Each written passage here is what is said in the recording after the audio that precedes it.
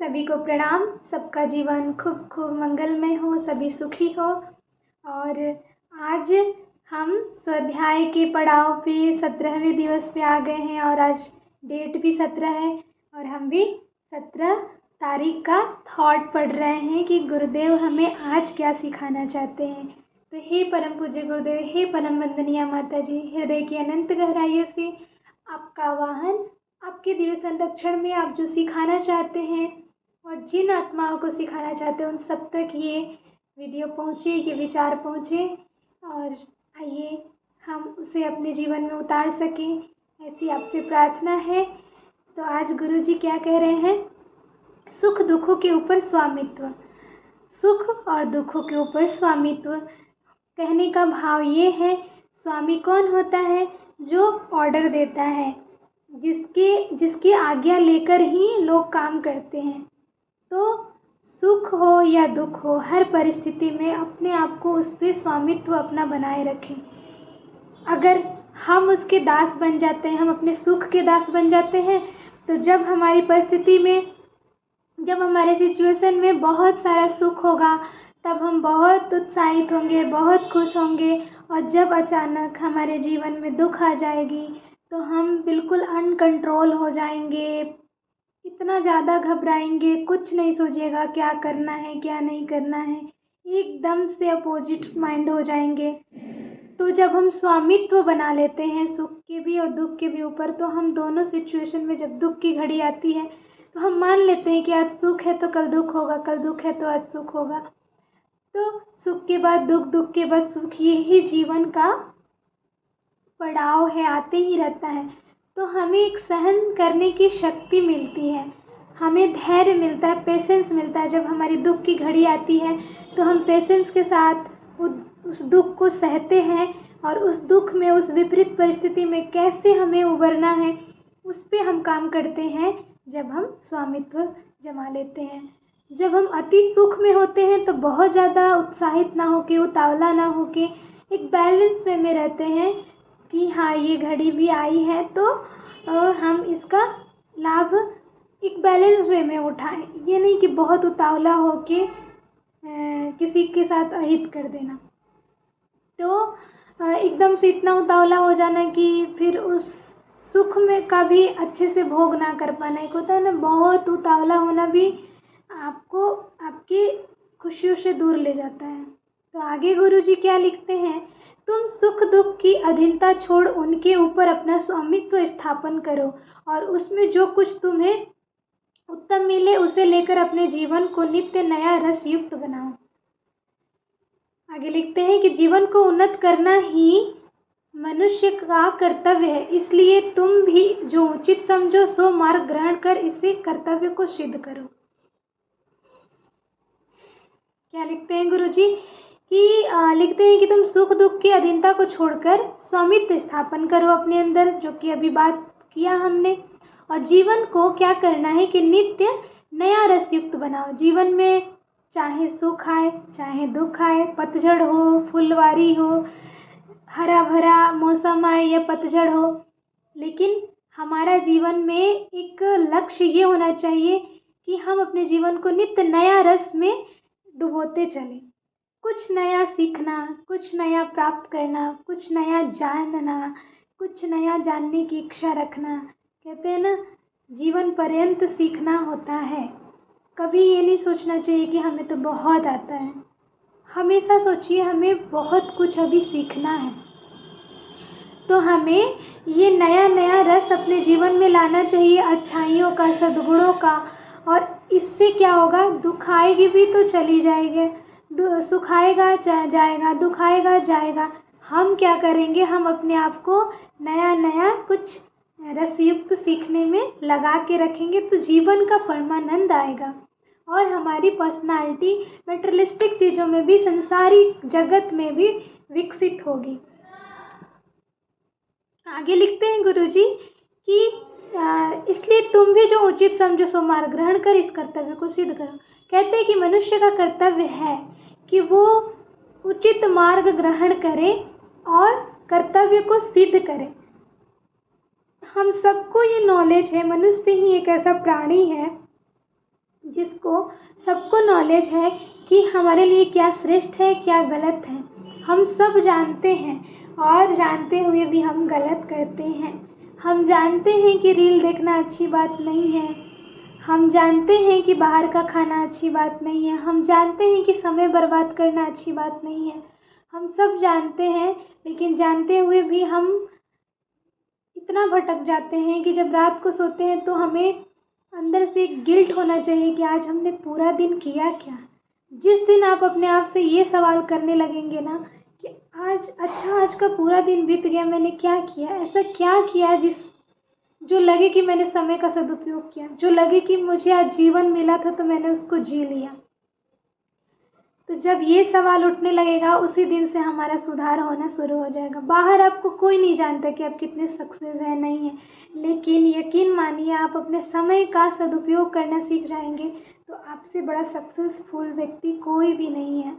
आपके पास आपके समय का हिसाब किताब होना चाहिए कि आप सुबह जब से उठे हैं और रात को सोने तक आपने क्या किया, कितने समय का यूटिलाइज किया। आगे गुरुजी लिखते हैं कि प्रतिकूलताओं से डरोगे नहीं और अनुकूलता ही को सर्वस्व मानकर न बैठे रहोगे तो सब कुछ कर सकोगे। प्रतिकूलताओं मतलब जब विपरीत परिस्थिति आएगी, जब झोंका हवाओं का आएगा और सब पत्ते को गिरा करके हमारे जीवन में पतझड़ कर देगा, तब हमें डरना नहीं है। वहाँ पे अपने अंदर की शक्ति को जगाना है कि अब आई है युद्ध करने की बारी, अब आई है अपने अंदर के अर्जुन को जगाने की बारी, अब आई है अपने अंदर की द्रौपदी को जगाने की बारी। हर इंसान को युद्ध लड़ना है। आज भी महाभारत है, आज भी लड़ाई है। आज किससे लड़ाई है? अपने मन से ही लड़ाई है, अपनी परिस्थितियों से लड़ाई है। तो परिस्थितियाँ आएगी ही आएगी, आप ईश्वर पे विश्वास करो या ना करो। ईश्वर पे विश्वास करने का फिर क्या फ़ायदा कि जब परिस्थितियाँ आएगी ही आएगी, दुख आएगा ही आएगा। दुख आएगा, जी हाँ, दुख तो आएगा, लेकिन ईश्वर पे विश्वास करने से, ईश्वर को समर्पण करने से दुखों को सहने की शक्ति मिलेगी। दुखों से लड़ने की, विपरीत परिस्थितियों से लड़ने की, धैर्य रखने की शक्ति मिलेगी। यहाँ कोई भी ऐसा, भगवान भी जब अवतरित हुए थे तो उनकी भी कहानी हम सुनते हैं, अपने शास्त्रों को पढ़ते हैं। जितने भी ऋषि हुए, जितने भी मुनि हुए, देवता, किन्नर, वानर, ईश्वर, आपने सुग्रीव की कहानी सुनी होगी, बाली की कहानी सुनी होगी, श्री राम की कहानी सुनी होगी, श्रवण कुमार की कहानी सुनी होगी। कर्म से रिलेटेड सब आते हैं अपने कर्म को यहाँ पे भोगने और अपने जीवन को और श्रेष्ठ बनाने, और श्रेष्ठ बना करके हम फिर चले जाते हैं। तो ये जो जीवन मिला है, ये सीखने के लिए मिला है। अपने जीवन अब आने वाले, अभी हमारी जो जर्नी है बहुत लंबी है, कभी रुकने वाली नहीं है। ये तो शरीर सिर्फ जाएगा, लेकिन इस शरीर में हमें अपनी जर्नी को, एक मानव तन ही ऐसा मिलता है जिसमें हम पूर्ण बुद्धि के साथ, पूर्ण सद्बुद्धि के साथ, भगवान से नीचे का जो दर्जा होता है वो शायद मानव योनि ही होता है। और इसमें हम जब आते हैं तो गुरुजी लिखते हैं कि मनुष्य एक भटका हुआ देवता है, तो अपने आप को पहचानने की ज़रूरत है। तो हम बात कर रहे थे, प्रतिकूलताओं से डरना नहीं है। जब भी प्रतिकूलता, विपरीत परिस्थिति आती है, हमें अंदर से साहस जगाना है कि अब बताइए, सरेंडर करके। जैसे द्रौपदी का चीरहरण हो रहा था, उससे बड़ा दुख क्या हो सकता है? सीता जी इतने दिनों तक रावण के कैद में थी, उससे बड़ा दुख क्या हो सकता है? स्वयं माँ लक्ष्मी। तो दुखों का अंत नहीं है। आप दूसरों के दुखों को देखोगे तो बड़े से बड़ा दुख है। आप चलो, वो तो आप देखने नहीं गए हो। कई लोग तर्क करेंगे कि हमने देखा नहीं है, वो तो उन्होंने लीला रची थी। मानते हैं लीला रची थी, लेकिन वो एक एक कैरेक्टर आपको सिखाने के लिए ही है। आप आज के डेट में भी देखो कि कई सारे बच्चे कितना स्ट्रगल करके और कितना नाम कमाते हैं, कितना आगे बढ़ते हैं। आप अपने जीवन में ही झांकिए कि हमारे जीवन में भी दुख है, लेकिन हम उस दुख में अगर अपने अंदर की शक्ति को पहचान करके आगे बढ़ते हैं तो फिर हमारे अंदर वो निखार आता है जो हमने कभी सोचा भी नहीं होगा। क्यों? क्योंकि हमारे अंदर वो सब क्षमता है, क्योंकि हम साक्षात ब्रह्म का ही स्वरूप है, ब्रह्म का ही अंश है। हम ही वो देवता हैं जो भटक गए हैं। तो हमें प्रतिकूल परिस्थितियों से घबराना नहीं है, हमें उस वक्त हिम्मत रख के धैर्यपूर्वक आगे बढ़ना है उस विपरीत परिस्थिति को कुचलते हुए। और आगे लिखते हैं कि जब ठीक इसके विपरीत जब अनुकूल परिस्थिति हो तो सर्वस्व मानकर बैठे ना रहोगे। अब क्या होता है, जब परिस्थिति हमारे अनुकूल होती है, हमें जॉब भी मिल गई, हमारे पास गाड़ी बंगला सब कुछ है, मम्मी पापा सबका प्यार भी मिल रहा है, तो फिर हम ऐसे अय्यासी में, ऐसे संसार के रस में डूब जाते हैं कि फिर डूब ही जाते हैं, उसी को सर्वस्व मान बैठे। और फिर अचानक एक दिन किसी को कुछ हो गया, घर में कुछ अनहोनी हो गई, या अचानक जॉब चली गई, अचानक कुछ हो गया, कुछ भी हो सकता है, तो फिर आप सहन नहीं कर पाओगे। तो हर चीज़ को जीवन में आए हैं तो स्वीकार करना बहुत ज़रूरी है कि आज दुख है तो कल सुख होगा। तो गुरु जी यहाँ एक बहुत अच्छी बात समझाना चाहते हैं कि प्रतिकूल परिस्थितियों से घबराओ नहीं और अनुकूल परिस्थितियों को सर्वस्व मत मान बैठो। ये मत सोचो कि अभी हमारी परिस्थिति अनुकूल है तो हमारा जो जीवन है वो एकदम ऐसे ही चलेगा। अब कभी भी नदी भी बहती है तो नदी एकदम एक लय में नहीं बहती, कई कंकड़ पत्थरों पहाड़ों से टकराती हुई गलियों रास्तों से बहुत रास्ते खुद बनाती है, टकराती है पत्थरों से, तब आती है। तो हर चीज़ से हमें सीखना चाहिए। तो हमारा जीवन ऐसे कैसे स्मूथली चलेगा, हमारा जो हार्ट बीट है वो भी ऐसे ऐसे चलता है। और जिस दिन जहाँ वो प्लेन हो जाएगा, सीधा हो जाएगा, उस दिन डॉक्टर कह देगा कि आप नहीं हैं इस संसार में। तो जब जीवन मिला है तो कभी अप डाउन ये मान के चलना है। कभी भी अप को, यानी जब हम वो सब कुछ पा चुके हैं, अति आनंद है, परिवार में बहुत प्रेम है, तो ये नहीं सोचना कि यही हमारा सर्वस्व है, वहाँ रुकना नहीं है। खुश रहिए, आनंद में रहिए, लेकिन जब डाउन हुई तब भी आनंद में रहिए, अंदर का आनंद वहाँ भी रहे। एक धैर्य रखिए और परिस्थिति से आगे बढ़ने का मतलब हर वक्त अपने आप को हर सिचुएशन में सम्यक बनाने की प्रैक्टिस।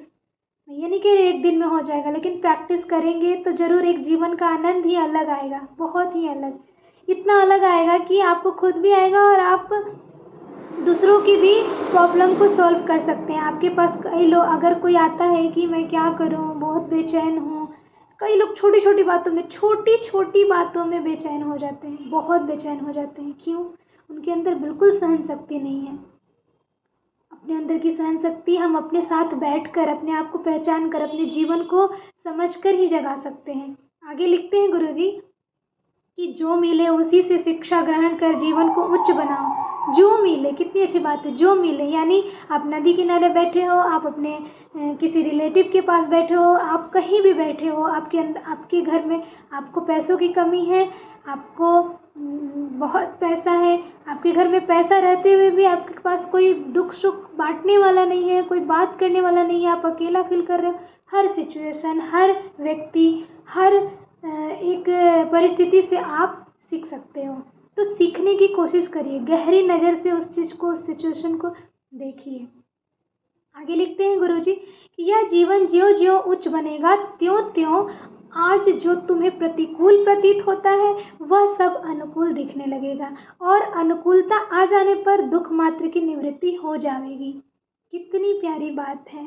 और यकीनन आप सब अपने जीवन के अनुभव से, अब तक का जो भी जीवन, जितना भी जीवन हम सब ने जिया है, मुझे इस बात पे पूर्ण विश्वास है, मैं इस चीज़ को बहुत अच्छे से फील कर पा रही हूँ कि जब हम अपने अगर पहले के कष्टों को याद करें तो हमें वो कितना ज़्यादा बड़ा लगता था, लेकिन धीरे धीरे जैसे ही हमारा जीवन और आगे बढ़ रहा है, अब हमें लगता है, गुरुजी लिखते हैं कि ज्यों ज्यों तुम आगे बढ़ोगे त्यों त्यों तुम्हें जो विपरीत परिस्थिति थी वो भी तुम्हें अब लगेगा कि अनुकूल लगने लगेगी। अब लगता है कि हृदय से धन्यवाद आता है कि अगर उन लोगों ने ऐसा नहीं किया होता तो मैं उन सबसे अलग कैसे होती, अगर मैं उन लोगों से दुख ना पाई होती तो मैं इतना अच्छा सोच कैसे पाती। ये सब ईश्वर की प्रेरणा थी कि हमें, हमारे साथ जो विपरीत परिस्थिति भी हुआ तो हम उससे हट के कुछ अलग अपना रास्ता बनाए, रास्ता चुने, अपने बारे में सोचना, अपने जीवन के पर्पस को समझना शुरू किए। तो जब जब हमारे जीवन में दुखों का पहाड़ आए तो समझिएगा तब आपके परमपिता परमात्मा, जो कि रियल परमात्मा, जो रियल पिता हैं हमारे, जिनके हम रियल संतान हैं, वो हमें सिखाना चाहता है, वो हमें इस जीवन की कुछ लर्निंग कराना चाहता है, इसलिए ऐसी परिस्थितियाँ आई हैं। तो बहुत ही धैर्य और ग्रैटिट्यूड के साथ उस वक्त भी ग्रैटिट्यूड दें कि हे परमात्मा, अब इस परिस्थिति से आप क्या सिखाना चाहते हो, बस मुझे हिम्मत दो। और यकीनन आप उस परिस्थिति से कुछ अच्छा सीखोगे, अपने अंदर की खूबी को पहचानोगे जो आप ही नहीं जानते थे अब तक। आप खुद को ही नहीं पहचानते थे अब तक, वो विपरीत परिस्थिति में आप खुद को जानोगे। इसी भावना के साथ कि हम सब अपने जीवन की लर्निंग को पहचानें और परमात्मा हमें जो सिखाना चाहता है वो हम सीखें, हमेशा सीखने की भावना रखें, ईगो को नष्ट कर हमेशा सीखने के लिए समर्पण रखें। इसी भावना के साथ सभी को खूब खूब प्रणाम। सबका जीवन खूब खूब मंगलमय हो। धन्यवाद।